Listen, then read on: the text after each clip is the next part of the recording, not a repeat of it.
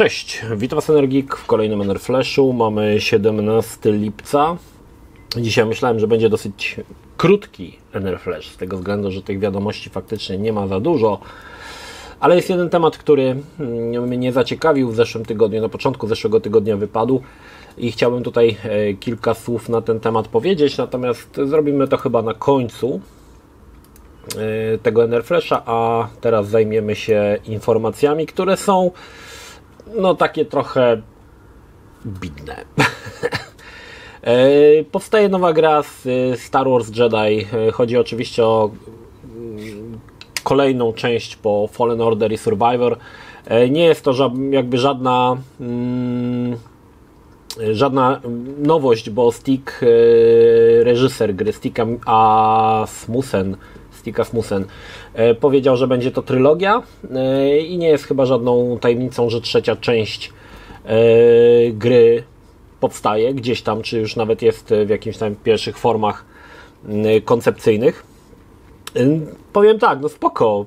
Dwójka pomimo problemów, znaczy Survivor, pomimo problemów jakichś z działaniem gry, jest nadal świetną grą i to się nie zmieni, tak?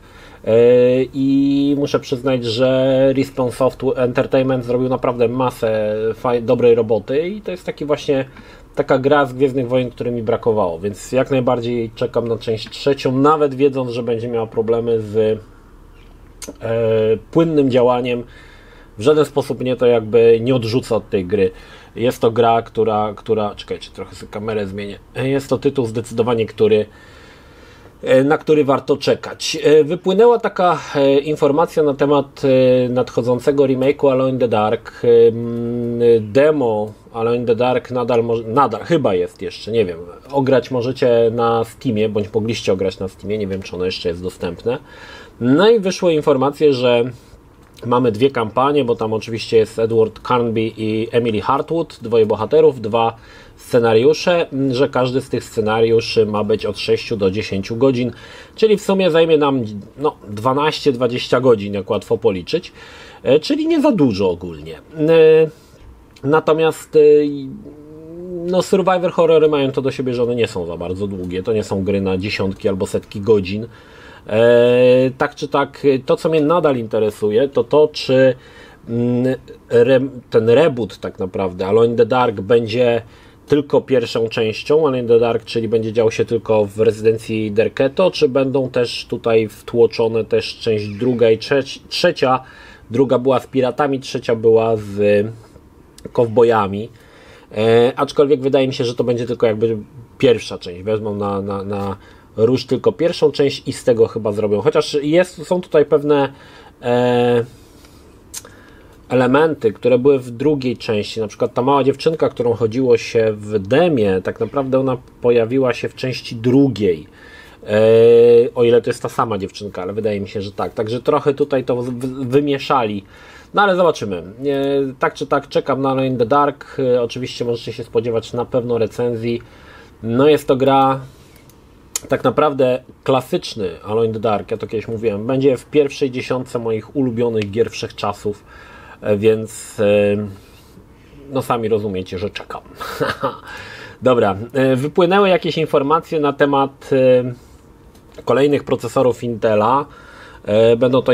Będą to procesory 14, seria 14, tak? 14700, 14900 i tak dalej. Kilka informacji, które mnie zaciekawiły, że będzie 20 rdzeni, 28 wątków. Natomiast z tych informacji na razie nie za wiele możemy wyciągnąć, bo w zasadzie jest to jedynie screen z Cinebencha i z CPU-Z. Ja powiem tak,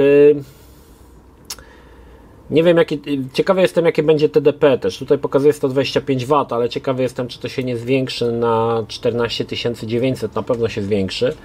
Natomiast jak wiecie, ja jestem wielkim fanem Intela, mnie te informacje interesują i to jest taka informacja, która nikogo nie interesuje poza mną. Ale ja jestem wielkim fanem procesorów Intela, od lat używam tylko Inteli i nie zanosi się, że gdzieś tam jeszcze przejdę kiedykolwiek na procki AMD. Lubię po prostu Intele i tyle. W każdym razie, ciekawe kiedy będzie, bo to w tym roku chyba się pojawiają, to będzie ta wersja refresh, czyli jakby odświeżona, czyli to nie będzie nowa seria, tylko odświeżona. No ciekawe, bo ogólnie te wersje refresh, one nigdy nie były jakoś specjalnie szybsze od tych podstawowych. No tutaj widzę, że zwiększają jakby liczbę wątków, więc pewnie w 14900, jeśli taki takowy się pojawi, też będzie zwiększona liczba wątków. No ciekawy jestem, jak to tam wyjdzie, aczkolwiek tak jak mówię, no nigdy to nie jest jakby nowa wersja, nowa seria, tak, tylko to jest ta refresh, także ona zawsze tam i pod kątem szybkości nie miała zbyt dużo do zaoferowania względem poprzedniej generacji. No i ostatnia informacja, w ogóle przeczytałem sobie tutaj taki artykuł, bo to jest rzecz, do której ciężko mi się odnieść, bo ja nie gram w to, ale że pojawi się nowa FIFA i że nowa FIFA będzie miała już sporo jakby kobiet, czy tam będzie cała liga żeńska, no i jakiś się tam podniósł w ogóle płacz, że jest mamy jakiś tam, a to się ciężko mi się tutaj poruszać po tej FIFA, ale że co to ja miałem powiedzieć? Nie, że jest jakaś taka co się te paczki otwiera i tam są te karty i budujesz jakiś swój Dream Team. Jeżeli bredzę, to możecie mnie tutaj jakoś skorygować, ale coś takiego było, to jest Ultimate Team się chyba nazywało. No i że słuchajcie, w tym Ultimate Team, gdzie budujemy swoją drużynę marzeń, no i teraz będą też kobiety i że będzie można chyba te paczki otwierać i na tych kartkach, bo to takie karty jakby są, będziemy tworzyć naszą drużynę marzeń i tam będą właśnie też kobiety i podniósł się już płacz, że nie powinny być tam kobiety, znaczy nie powinno się mieszać, tak? Nie wiem na jakiej zasadzie to za bardzo działa, bo jeżeli to jest tyle, że sobie otwierasz karty i tyle, chyba że grasz faktycznie tym zespołem, no to mieszanie ligi żeńskiej z męską trochę nie widzę tutaj sensu, bo to jest faktycznie, rozumiem ludzi, którzy, jeżeli tak jest oczywiście, którzy jakoś negatywnie się na ten temat wypowiadają, bo wiadomo, że no, w piłce nożnej chyba jeszcze nie ma tak, że gra jakaś kobieta w drużynie męskiej, tylko raczej mają swoje ligi. Ja to rozumiem. Natomiast mieszanie tutaj nie wiem, czy to jest dobrym pomysłem. Dajcie znać, co wy o tym sądzicie, jeżeli znacie się tam na tej Fifie lepiej niż ja, bo ja to się na tym bardzo kiepsko znam. W każdym razie no, mają być w tym Ultimate Team, mają być te karty z kobietami, czy tam no, z kobietami, tak, z żeńskiej. W ogóle, wiecie, piłka nożna męska to jest dla mnie już w ogóle czarna magia, a żeńska to jest już w ogóle mroczne sekrety Hogwartu. Nie znam żadnej kobiety z piłki nożnej, jakiejś, absolutnie żadnej, ale to dlatego, że ja się w ogóle piłką nie interesuję. No, także takie informacje na ten tydzień, nie za wiele tych, no teraz są wakacje, to wszyscy wiecie. To jest sezon ogórkowy. Natomiast najciekawszą rzeczą, tylko poczekajcie, ja sobie otworzę tutaj jeszcze jedną rzecz, jednego PDF-ika. Zrobiono, słuchajcie, badania na temat gier retro, klasycznych i okazuje się, że wiele z tych gier bezpowrotnie znika. Znaczy nie jest dostępne dla graczy tak, żeby mogli sobie zagrać.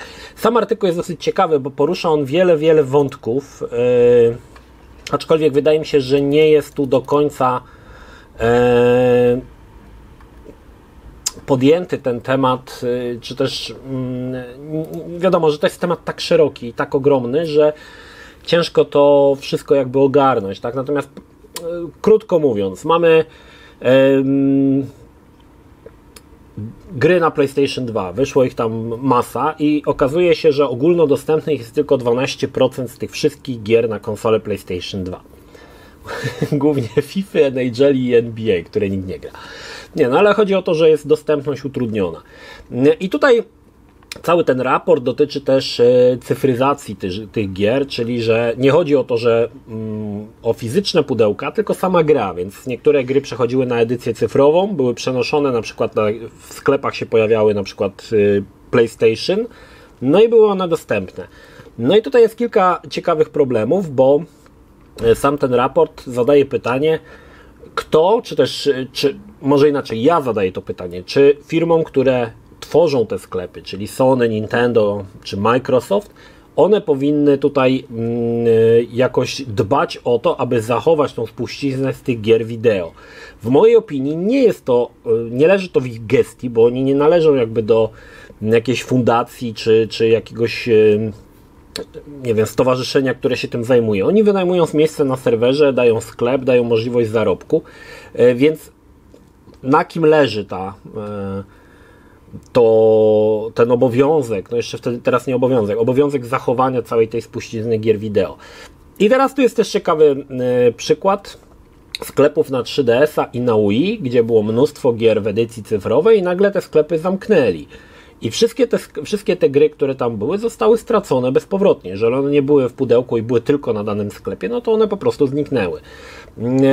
Podobna sytuacja może stać się z PlayStation i choć wielu ludzi uważa, że tak się nigdy nie stanie, kiedyś może też się tak stać ze Steamem, że nagle Steam, wiecie, pada i tracimy wszystkie gry i wszystkie gry, które były w edycji cyfrowej, są już dla nas całkowicie niedostępne.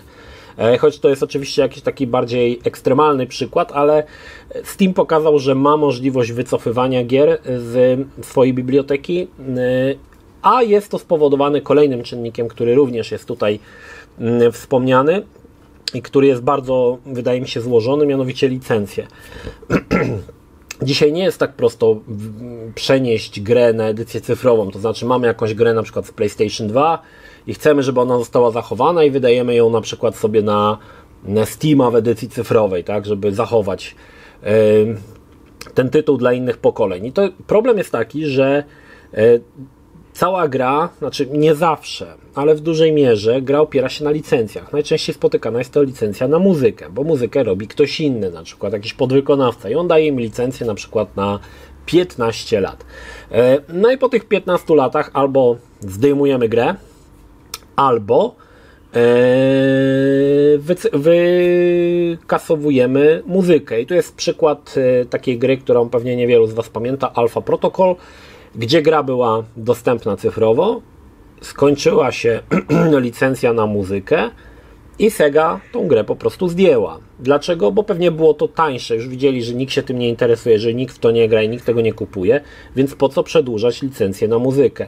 Inną sprawą jest chociażby San Andreas na Steamie, gdzie zdjęto przed wydaniem San Andreas w edycji cyfrowej na Steamie usunięto te utwory muzyczne, na które skończyły się licencje. Ale to nie chodzi tylko o muzykę, bo może być licencja też na cutscenki. Bardzo często zewnętrzne firmy, czyli podwykonawcy, robią cutscenki do gier. Tak na przykład było w pierwszym Tomb Raiderze. Kto inny robił grę, a kto inny robił cutscenki. Rzadziej się zdarza, ale też może tak być, że na przykład grafiki są do gry, albo interfejs robiła jakaś inna firma i oni jakby sobie udzielają te licencje. I teraz problem jest taki, że jeżeli chcesz wydać taką grę na Steamie, czyli przenieść ją na cyfrową edycję, no to musisz wszystkich tych licencjonodawców odnaleźć, dogadać się z nimi i tak dalej. No i to stanowi już duży problem. GOG, nasz polski, który zajmuje się jakby w pewien sposób robi to, o czym mówi ten cały raport, czyli zajmuje się utrwalaniem dziedzictwa cyfrowego, gier wideo oczywiście w edycji cyfrowej. Oni mają ludzi, którzy odnajdują tych twórców, licencjonodawców, dogadują się z nimi. Nie zawsze się to udaje i wielu gier na GOG-u nadal brakuje, bo nie mogą się dogadać, tak? Albo nie mogą znaleźć tych ludzi, bardzo często te firmy już nie istnieją, albo na przykład twórca umarł i jego na przykład prawa przeszły na coś innego, bo niestety większość tych praw jest niezbywalnych. Dzisiaj się mówi, że to jest abandonware, ale tak naprawdę te prawa są, nie są zbywalne, tak? I to pokazuje chociażby Evercade, który wydaje gry na przykład z Atari, gdzie Atari wychodziło z założenia, że wszystko jest, co jest zrobione pod szyldem Atari, to jest, należy do Atari i nie będziemy zamieszczać żadnych imion ani nazwisk twórców. Evercade jakby odnajduje tych oryginalnych twórców i wydając cartridge z grami na przykład na Atari, oni dostają pieniądze. Także jest to bardzo, bardzo złożony proces i taki dosyć, można powiedzieć, że im głębiej się w to wgryzasz, tym się okazuje, że on jest większy i tak dalej. Dlatego taki jak to się mówi, preservation, czyli zachowanie cyfrowego dziedzictwa w formie gier wideo, jest dzisiaj bardzo trudne i wiele tych gier już zostało straconych bezpowrotnie. Oczywiście większość tych gier, które zostały stracone, gdzieś tam na dyskach, na jakichś backupach istnieją, ale problem jest taki, że bardzo ciężko do tych ludzi dotrzeć. Bardzo wiele osób nie jest już zainteresowanych tym, aby te tytuły się pojawiały. Także jest to, wydaje mi się, złożony proces, tak? No i oczywiście jeszcze dochodzi, też jest tutaj ten aspekt poruszony w edycji pudełkowych gier. No, niestety tutaj jest problem taki, że większość gier, które są już coś warte, rzadkie tytuły, chociażby na PlayStation 2, są już w rękach prywatnych kolekcjonerów i póki oni się nie będą chcieli tego pozbyć, no to niestety ta dostępność tych gier będzie na bardzo niskim poziomie. Tutaj w tym raporcie nie było to poruszone, ale chociażby, nie wiem, Panzer Dragoon Saga na Sega Saturn został wydany w Europie chyba w 1000 sztuk? 1000 sztuk. Znaczy większość osób już zainteresowanych, kolekcjonerów posiada w swojej kolekcji tą grę i nie chce się jej pozbywać, także ona nie będzie nigdy ogólnodostępna. Inną sprawą, że podobno kod źródłowy do Panzer Dragoon Saga zaginął, więc raczej nie ma możliwości przenieść tego na inną platformę, bądź wydać jeszcze raz w formie cyfrowej. No i to jest kolejny problem, tak? Takich rzeczy jest dużo i takich gier, gdzie poginęły kody źródłowe, też jest kilka. Do Primal Rage zginął, do System Shock 2 kody źródłowe poginęły. Także jest tutaj dosyć złożony problem, no i cały ten raport pyta, czy nie powinno być jakiejś regulacji.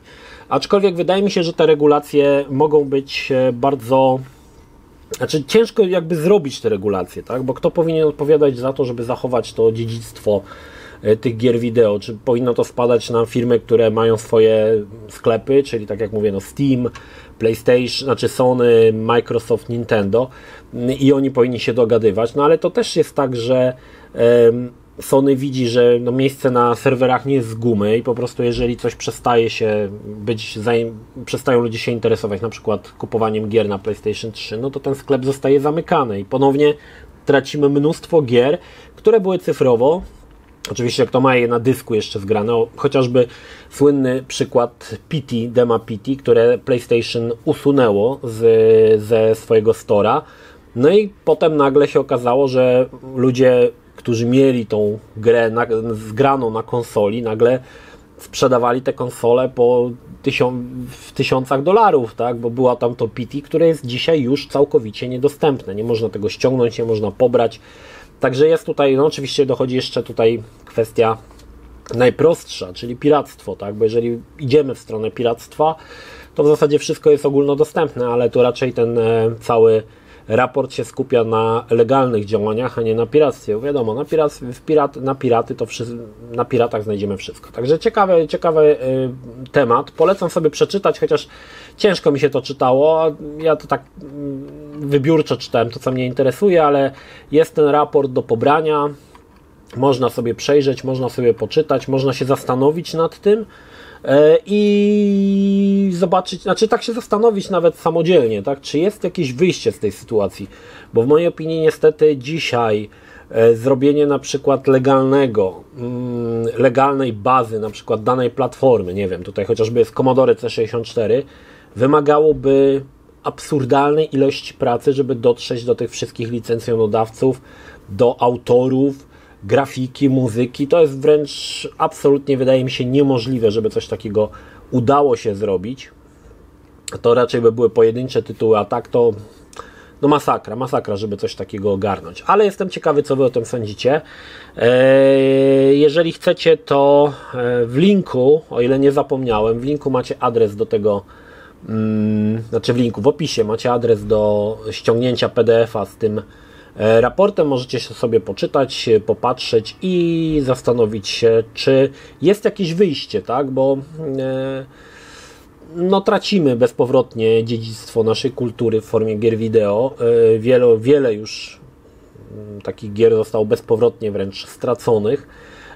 No i ten jakby cały system, cała ta proces cały czas trwa, cały czas się pogłębia i coraz więcej gier tracimy bezpowrotnie. No, ale też pytanie, czy warto o to walczyć, bo to też jest ciekawe, tak? Tak samo jest dokładnie z filmami, tak? Czy chcemy dzisiaj oglądać filmy nieme, na przykład czarno-białe? Część powie, że tak, no tak czy tak jest to jakby spuścizna jakiejś filmografii, którą warto by było gdzieś zachować dla przyszłych pokoleń. Ale czy koniecznie chcemy je oglądać? No niestety nie. No dobra. Tak czy tak, cała informacja, cała ta sprawa jest bardzo ciekawa i ogólnie, jeżeli chodzi o legalne nabycie sporej części retro gier, no to faktycznie dzisiaj jest to trudne, drogie. No i pytanie, czy warte zachodu, tak, dla potencjalnego gracza, który chciałby sobie legalnie w daną grę ograć. Dajcie znać, co o tym sądzicie. Dobra, tyle jeżeli chodzi o nowości. Co nowego u mnie? Otrzymałem od wydawnictwa Gamebook kolejną publikację o grach wideo, tym razem Bartłomiej Kluska, to już jest znany autor, zasłużony w naszym giereczkowie. Legendy gier wideo, będę recenzował tą książkę dla Was.